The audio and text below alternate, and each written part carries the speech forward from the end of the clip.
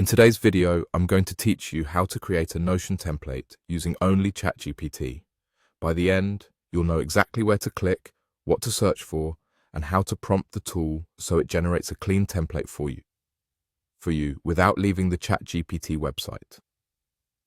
First, open the ChatGPT website in your browser.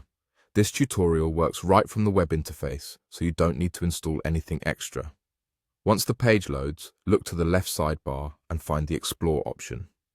This is where curated tools and assistants live, and it's the quickest way to get a purpose-built helper for creating templates.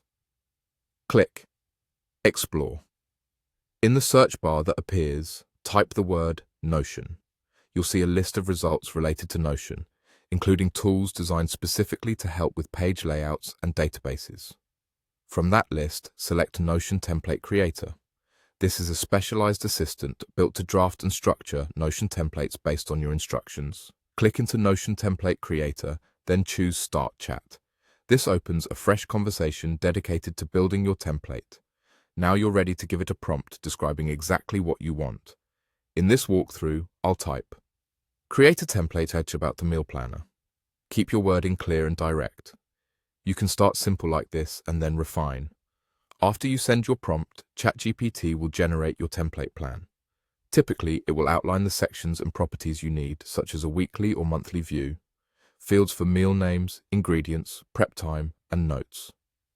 It can also suggest a database structure, example entries, and a layout that translates well to Notion. If you want more control, just add details to your prompt, such as the number of meals per day, a grocery list section, dietary tags, or a spot for macros. You are not changing the process, simply guiding the generator to shape the result to your needs. If the first draft looks close but not perfect, ask it to tweak the labels, reorder sections, or simplify the structure. You can request a cleaner hierarchy, a minimal layout, or more descriptive property names.